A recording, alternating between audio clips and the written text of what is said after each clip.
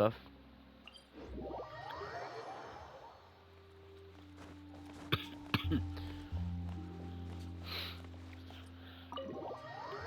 Oof.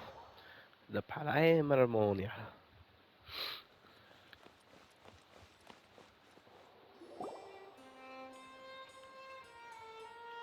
God, it's been like 2-3 hours or something. Point. Halt! Please state your business here. The Chief Justice is presently occupied with official matters. Huh. This place does look pretty heavily guarded. Hey, don't you recognize us? Huh? Who are you? Just to be clear, I don't care who you are or who you might be related to. See? They've got great discipline, too. Yep. Paimon can tell. If you're here just to crack jokes, I can point you towards the exit. Unlike some, we're busy, so... No. What I meant to say is, shouldn't you... Oh, yes, I remember. I read about it in the Steambird. We're here today to report and archive some information on a follow-up case. Huh. Is that even... Of course. Don't worry. All right then, I'll let you through. The Chief Justice is just inside. Thanks so much. Oh, well that was easy. Please come in. Yes, Nouvelet. This is a big ass office for one dude.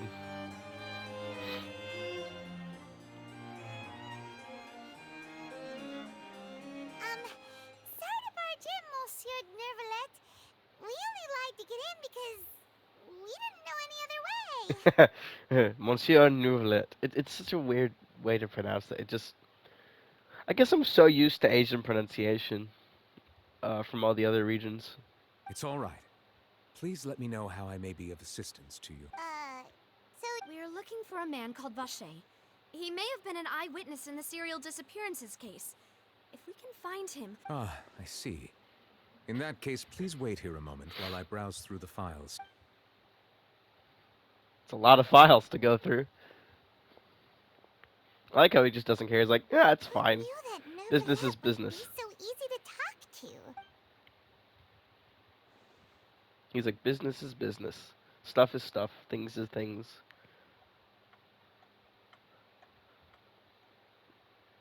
I expected it'll take a while. Unfortunately, I'm quite certain that no one by the name of Vacher has been involved in any case, criminal or civil, in the past several years. There are no records of him either in the files or in my memory. Traveler, what if... Is that so? All right, then. Ahem.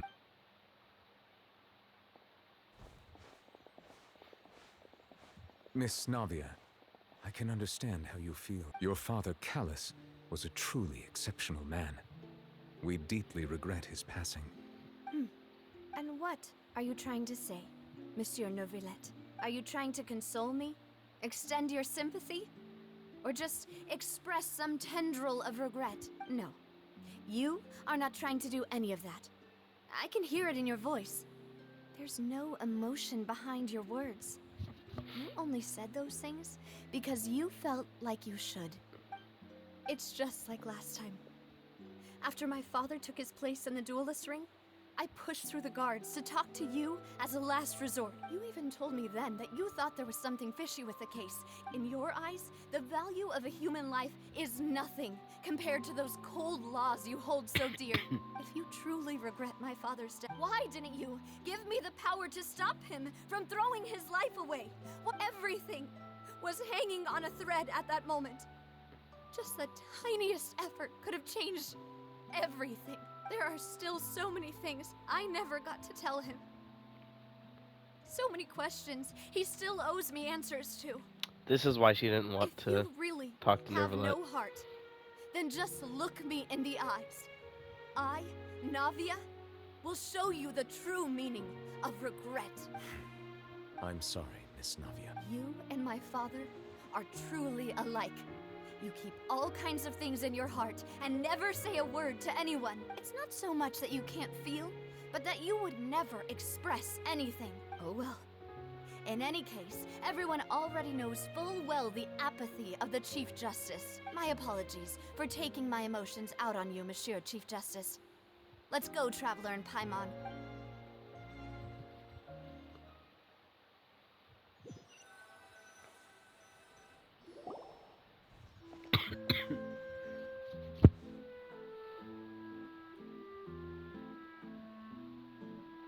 Navia, are you okay? I'm fine.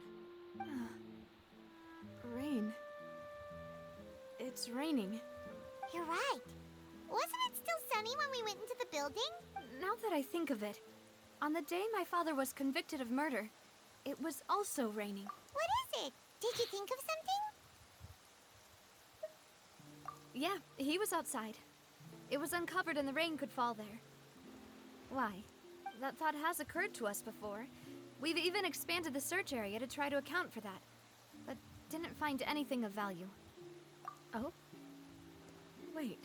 So you're saying that the true murderer could have been turned into water? Yeah. And if that's what had happened, then no one would have believed your dad, even if he I really think I found a true genius for a partner. All right, let's go to Poisson. With this new lead in mind, we'll get to the bottom of my father's case for sure. Yeah, we're gonna make... Do you want to go with me now? Or do you want to head over by yourself later? Great. Let's...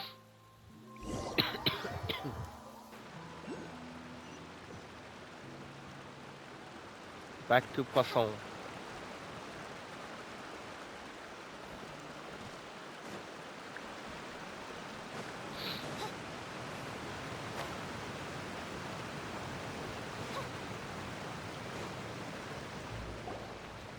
Whoa, what a huge ship! Why would a ship be anchored at a place like this? There's no need to be so surprised. While it may look like a ship, it's actually Spina di Rosula's headquarters. My father was the one who asked for it to be built like this. Perhaps our taste in exterior design is the only thing we occasionally had in common. A gigantic and glamorous ship embodies discovery, opportunity, ambition, and conquest. It symbolizes Spina di Rosula's bright and limitless future. And Paimon thought you were bluffing when you said Spina di Rosula had a glorious past. Paimon was confused why a group with such a history would live in the sewers. But now that Paimon has seen this ship for herself, she's been convinced. Well, Poisson is where Spina di Rosula began, after all. It's our main base, our home. And there's also, in this area, if you go somewhere here, you end up in another area, like a hidden place. There's not even a teleport point there. Where am I going? You can only get there through swimming, or unless you put a teleport point there. But I'm not putting a teleport point there because I'm still waiting for this area to have a use.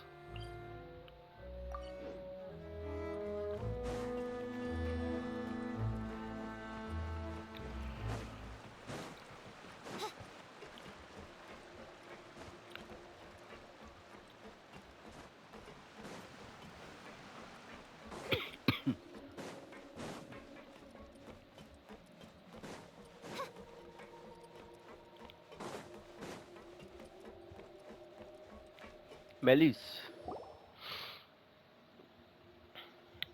Melus, we're back! Apologies for the wait, demoiselle, and our most important partner. You said before that you still had some business at the court. About that. It's because my partner here reminded me of something really important. You see, what if my father's case had something to do with water from the primordial sea? You still remember, right, Melus? Yes, the case was quite similar to that of Mr. Linney's. Both were what you'd call impossible murders. Could you tell us a bit more about what happened before? Yeah, of course. Many years ago, something called synth began to gain popularity in Poisson. At a glance, it was a kind of drink that could excite your mood and produce many pleasant hallucinations. Wait! Didn't that guard guy who turned into water also mention that the primordial water could be used to produce some kind of potion? Yes, he did. Considering what we know now, It's almost certain that synth is created using water from the primordial sea. If you drink synth for an extended amount of time, you'll suffer many side effects, such as losing the ability to focus or control your emotions. And if you were to stop drinking it completely, you'll experience flashes of paranoia and anxiety while lacking energy to do anything. It's an extremely dangerous substance. Sounds like literally every drug ever, then people still put it in their bodies even when it's explained to them how bad it is. Classic drug stuff. As he oversaw Poisson, my father was compelled to put a stop to synth abuse and called for a complete ban of it. Boss's uncompromising attitude incurred the synth vendor's wrath, but no matter how much they threatened or bribed him, he refused to yield. Not only that, Boss became determined to find the mastermind behind the synth operation and put an end to the problem once and for all. Yes, but the enemy was very cunning. So he could never get anything out of the dealers, all of whom only sold the stuff and weren't privy to the rest of the operation. Recognizing that, my father decided to contact the dealers in secret and cultivate personal relationships with them. Finally, he was able to convince someone to become his informant. The man's name was Jacques. He felt greatly ashamed about his work after seeing many families destroyed by synth abuse. Every time I think of the word jock, I'm reminded of Ruby and reminded of that pretentious asshole. That night, my father hosted a banquet at his countryside estate. He planned to meet up and exchange information with Jacques over some food. But then, we heard 2 gunshots from the courtyard. We raced to the scene and found my father, still holding a gun, and Jacques, who was already dead on the ground. Huh? How did that happen? Sounds just like Lenny's case, doesn't it? In both cases, the culprit seemed obvious, but neither appeared to have any motive at all. Looking back on it, though, I now believe the most important clue was something we all overlooked at the time. There were pieces of clothing left at the scene. Precisely. It's all thanks to you that I made the connection now. Back then, we all just thought they were some costumes that Jacques used to disguise himself at the banquet. But, considering it now, it's almost certain that they belong to a third person at the scene. With one extra person, we'll also need to reconsider why the 2 shots were fired. You're right. We still don't know what happened. But my intuition tells me that we're on the right track to figuring it all out. I'm finally headed towards the truth. Jacques was an empathetic man who was infinitely remorseful for his past actions. It's unlikely that he turned on Boss with 0 warning. I think this third person is probably the key to the full truth. On that note, however, even though this will not please you, demoiselle, as your and your father's butler, I must still offer a word of warning. Our opponent is insidious and cruel. They are extremely difficult to deal with, and Boss has already lost his life trying to bring them to justice. Even though Spina de Rosula has lost most of its former glory, Poisson has welcomed a new time of peace, and we have been allowed to live out our lives. There is no need to follow your father's path. It would be both wise and in line with Boss's wishes to step back and give up on the case. If that's indeed what he wished for, then he should have told me that himself. Was I not the closest person to him? And yet, I was the one most kept in the dark. What was the point of him dying without sharing any of the secrets he knew? Did he manage to protect anything in the end? Synth is still here. Callas the Unfaithful is still his epithet. And Spina di Rosula is barely getting by. Nothing has changed. Did he think I'd just accept his meaningless death and live out my life just as meaninglessly? I've never accepted that. Ever. Not since that day, and certainly not now. I want to find out the real answer for everyone's sake. For the missing girls, for the victims, and for myself. Navia. This is indeed the best moment to act. Your partner appears to be quite reliable, and more importantly, demoiselle, I think you're also ready to take this on.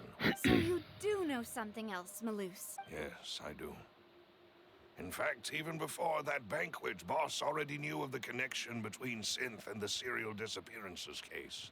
But what drove all the tensions to the boiling point was the revelation that you, Demoiselle, had been selected as the next target to disappear. What? Boss also didn't tell you that he had been diagnosed with a rare illness.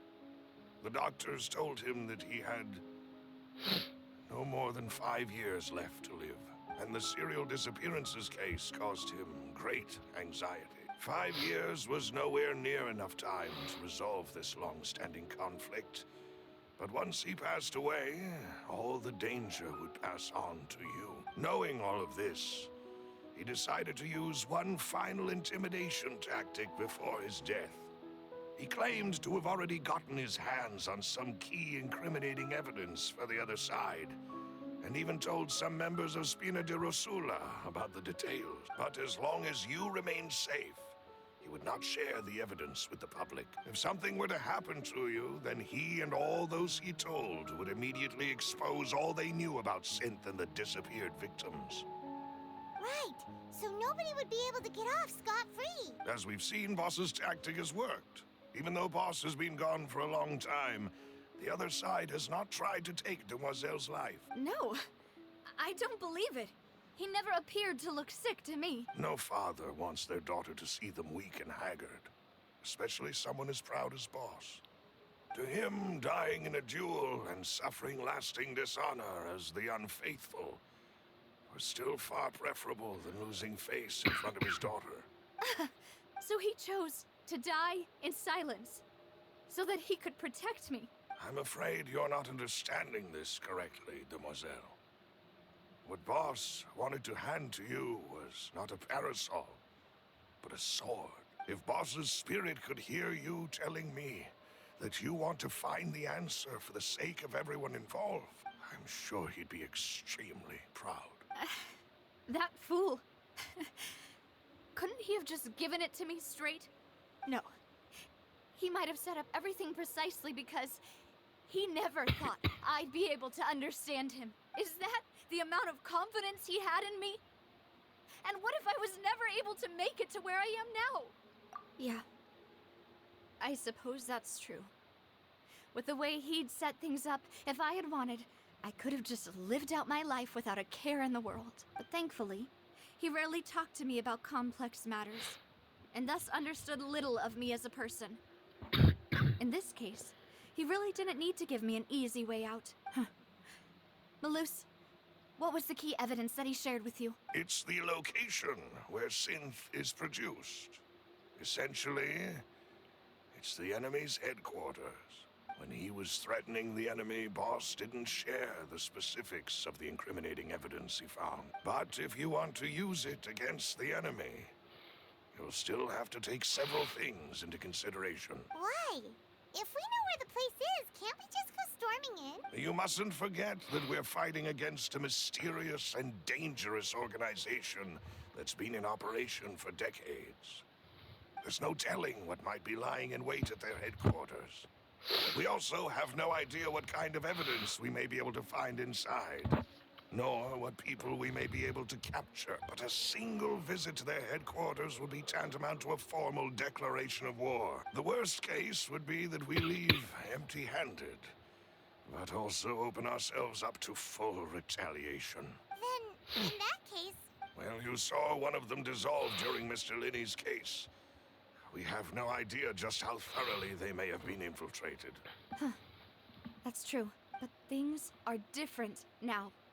It should be a lot easier to prove the other side's guilt, now that we've connected Synth with the disappearances case. You sound like you've put a lot of thought into this, Malus. I am the butler, after all. I live but to serve the boss and Demoiselle's will. I've always been willing to take on any kind of risk for your sake.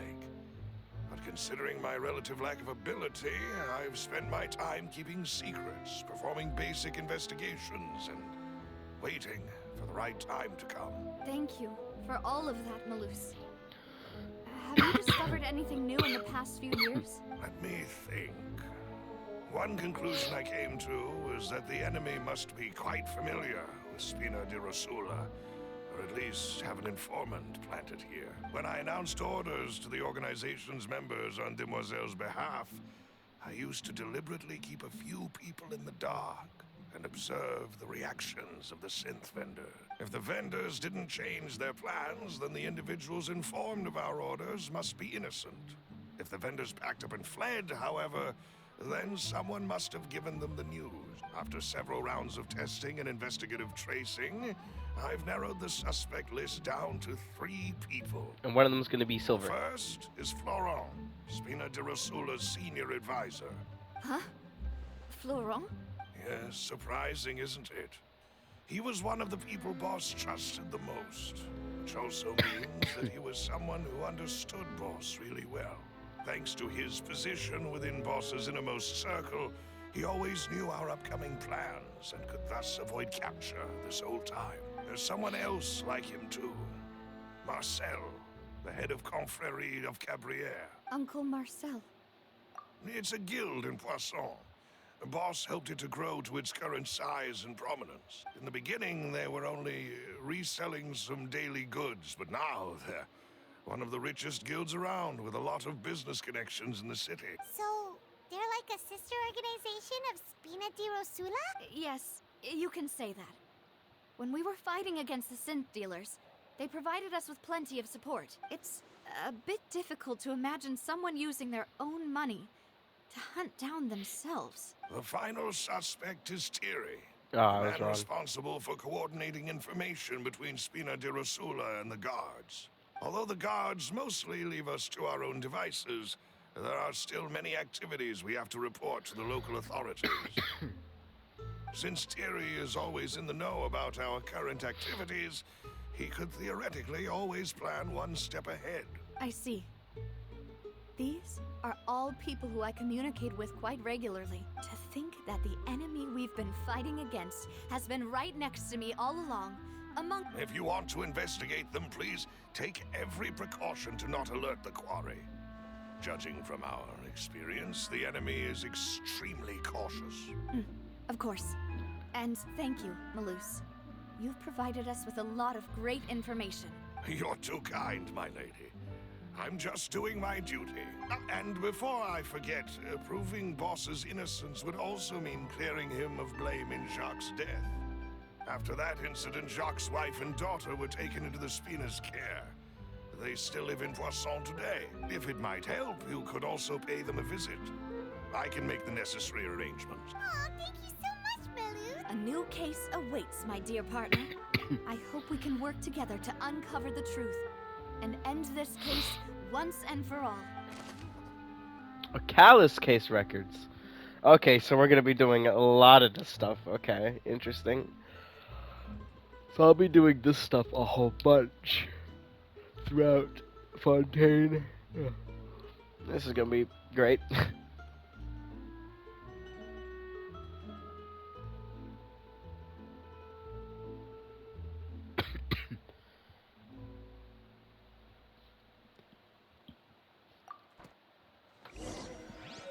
Interesting.